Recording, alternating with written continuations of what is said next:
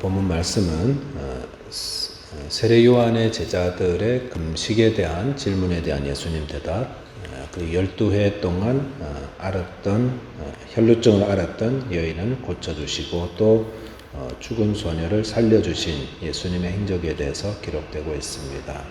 오늘 말씀을 통해서 어떻게 예수님 바로 믿어야 하나, 또 우리가 삶 가운데 예수님이 계시는 것을 기억하면서 살아야 한다에 대한 것 함께 묵상하도록 하겠습니다. 첫째로 살펴볼 것, 금식 논쟁에 대한 가르침입니다. 14절 보니까 그때에 요한의 제자들이 예수께 나와 이르되 우리와 바리새인들은 금식하는데 어찌하여 당신의 제자들은 금식하지 않습니까? 이렇게 물었습니다.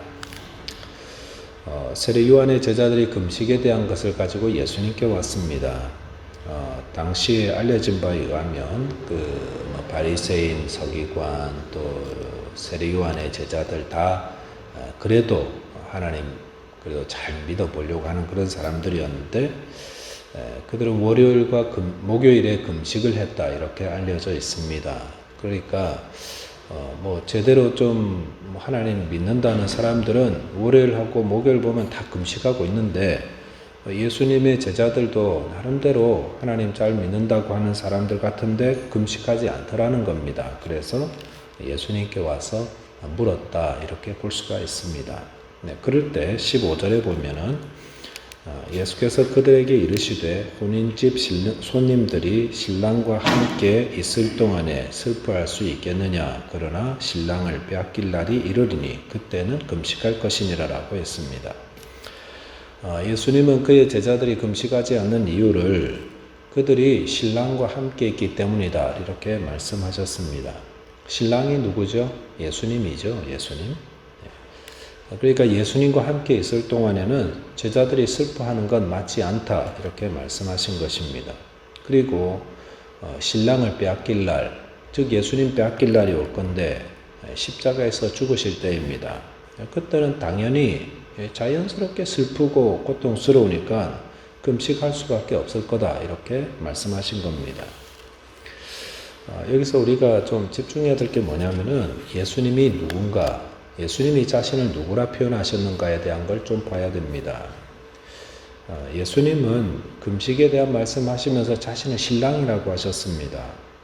그리고 예수님과 함께 있는 제자들은 신랑과 함께 있기 때문에 기뻐하고 즐거워하는 게 맞다 라고 하셨습니다. 우리가 이렇게 말씀 묵상하면서 예수님이 누군가, 자기를 누구라고 표현하셨죠? 신랑이라고 하셨죠. 그리고 예수님과 함께 있는 자들은 어떻게 한다고요?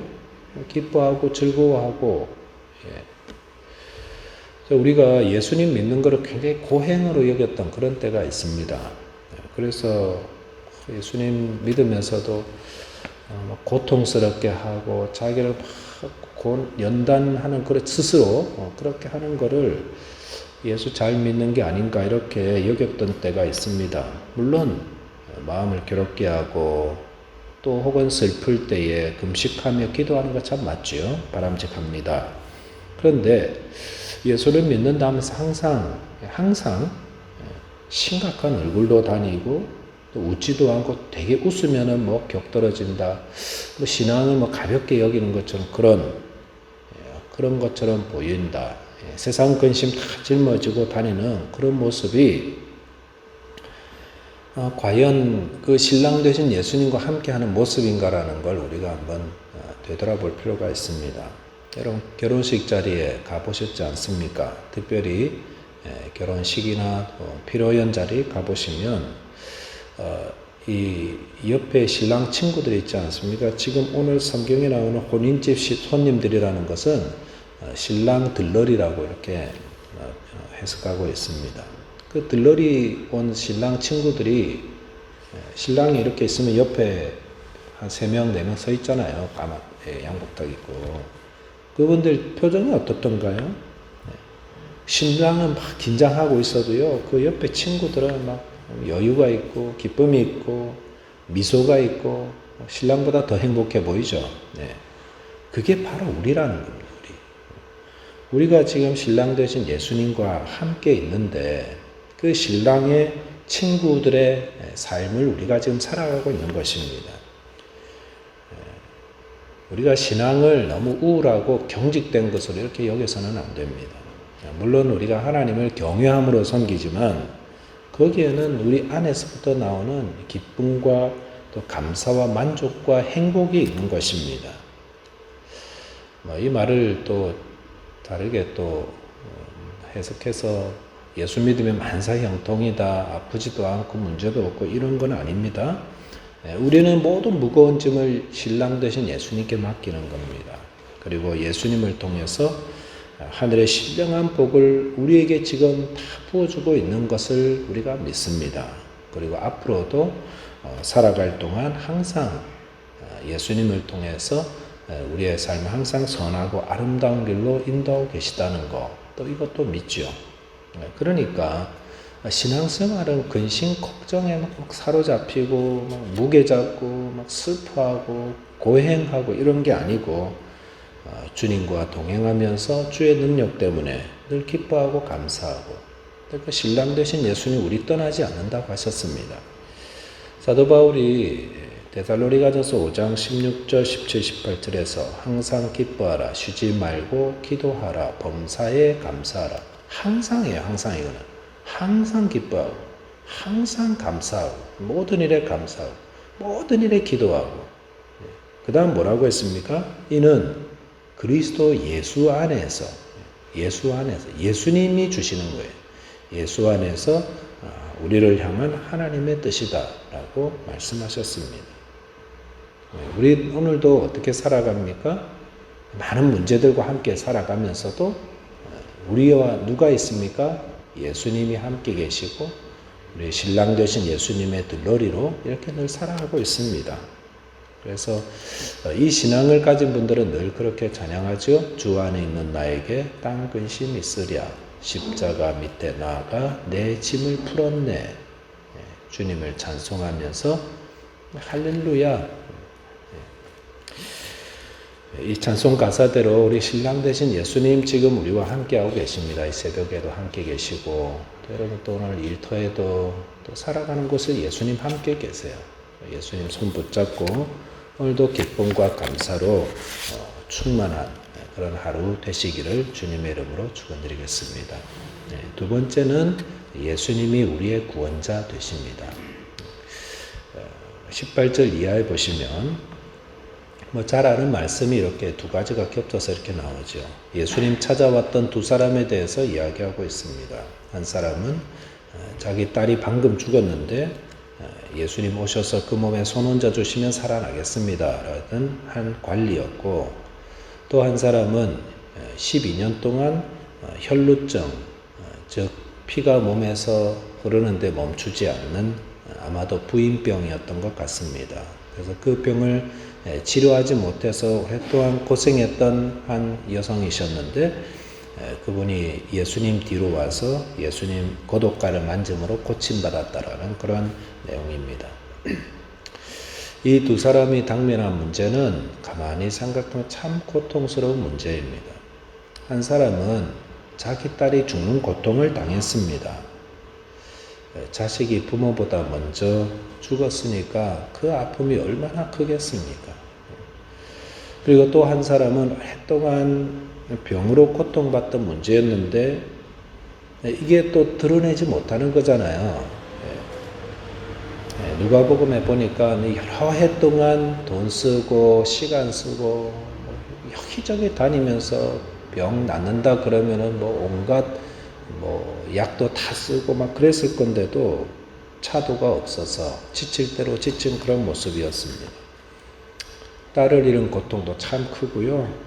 오랫동안 치료받지 못하는 병으로 인한 고통도 참 큰 겁니다. 어느 고통이 더 크냐 이걸 이야기하라는 게 아닙니다. 사람은 다 자기 고통이 제일 큽니다. 그런데 이 두 사람에게 공통적으로 찾을 수 있는 게 무엇입니까?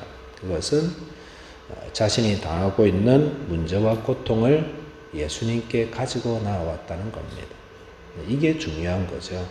이게 우리가 당면한 문제를 어떻게 풀어가십니까? 내 지혜와 경험과 또 확신 이런 걸로 풀어가는 게 아니라 신앙인은 예수님께 가지고 나와서 예수님 가르침대로 푸는 것, 이것이 신앙인들이 문제를 푸는 방식입니다. 12해를 혈루증으로 앓았던 이 여인에게 누가 예수님 옷 한번 만져보지 이렇게 가르쳐 줬을까요? 아마 아무도 그렇게 가르쳐 주지 않았을 겁니다. 왜냐하면 그 앞에 그렇게 한 사람이 아무도 없었으니까. 근데 예수님에 대한 믿음이 있으니까 그런 게 생각이 나는 것 같습니다. 아니, 하나님께서 그렇게 가르쳐 주셨는지도 모릅니다. 아, 예수님 겉옷감만 만져도 구원을 받겠구나. 그 믿음이 그 안에서 있었고, 그래서 예수님께 나온 거죠. 그래서 우리가 주님 앞에 문제를 당했을 때에 문제를 풀어달라고도 기도하지만 주님 앞에 나아갈 수 있는 믿음을 좀 달라고 이렇게 기도해야 할 것입니다. 마태복음 9장까지 오면서 8장, 9장에서 계속 말씀하는 게 뭐냐면은 어떤 문제든 예수님께 가지고 나아가야겠다라는 그런 가르침입니다. 계속 반복됩니다. 앞으로도 반복될 겁니다. 왜 자꾸 반복된 가르침이 나오는가 하면은 신앙은 한꺼번에 다 채워지지 않기 때문에 그렇습니다. 우리가 계속 호흡이 끊어질 때까지 계속 여러 가지 문제들을 계속 당면할 건데 그럴 때마다 그 문제들 예수님께 가지고 나아가야겠다라는 겁니다. 그리고 예수님 가르쳐 주신 대로 문제를 풀자라는 겁니다. 저희 아이들이 어릴 때 이렇게 다 가정들마다 다 마찬가지겠지만 아이들이 놀다가 다치잖아요. 그러면 꼭 엄마를 찾습니다. 그래서 저도 이렇게 보니까 몇 번 해줬는데 다친 거 뭐 큰 건 아니에요. 근데 다치면은 코 해주면 이제 나아요. 그리고 밴데지 하나 붙여주고 요즘도 밴데지 붙이면 낫는 줄 알아요. 그게 우리 모습이어야 되지 않나 생각합니다. 문제 생기면 예수님 찾아야 되고 그럼 예수님이 호해 주시면서 성령으로 위로해 주시면 그거 잊어버리고 이제 또 살아가는 겁니다. 예수님이 우리의 구원자입니다. 나의 구원자는 예수님입니다. 문제 생기면 혼자 그렇게 붙들고 살지 마십시오. 예수님 믿는 사람들은 예수님께 나오는 자들입니다. 예수님은 우리의 좋은 의사요, 또 우리의 좋은 인도자요, 또 우리의 목자요. 오늘도 다 문제들 하나씩 이상 다 있지 않습니까? 예수님께 잘 나오셨습니다. 혼자 풀려고 하지 마십시오. 믿음의 사람은 예수님께 가지고 나옵니다. 그리고 예수님께 아뢰입니다. 그리고 예수님의 도움을 구합니다. 그러면 예수님이 가장 선하게 인도해 주십니다. 그 믿음으로 오늘도 모든 문제들 주님 앞에 가지고 나오고 또 신랑 되신 예수님 우리 그분의 들러리고 그분과 함께 가고 있으니 항상 기뻐하며 쉬지 말고 기도하고 범사에 감사하심으로 오늘도 주 안에서 가장 복되고 행복하고 또 풍성한 삶 누리게 되시기를 주님의 이름으로 축원드리겠습니다. 네, 기도하겠습니다. 하나님 아버지 감사합니다. 간밤에도 주의 백성들 지켜주셨습니다. 그리고 2월에 처음 새벽기도 하는 아침에 이렇게 나와서 또 찬양과 또 말씀과 기도로 주님과 동행하며 하루를 살아갈 수 있게 하여 주시면 감사합니다. 임마누엘 하나님께서 우리와 늘 함께 계시고 우리는 그분의 또 들러리로 살아가면서 또 주님으로 인해서 늘 기뻐하고 감사하고 또 늘 행복하며 모든 어려움들 주님께 맡기고 또 주님과 동행하며 승리하는 삶 살기를 원합니다. 문제로 인해서 또 저희들 마음이 너무 무거울 때마다 주님께 맡기게 하여 주시고 또 주께서 가장 선하고 아름답게 인도해 주심을 믿는 그 믿음을 기도합니다. 한 분 한 분들 믿음 더하여 주시고 또 기도하는 것보다 훨씬 더 좋은 것으로 공급하시고 채워주실 우리 주님을 찬양합니다. 주께 감사하며 예수 그리스도 이름으로 기도하옵나이다. 아멘.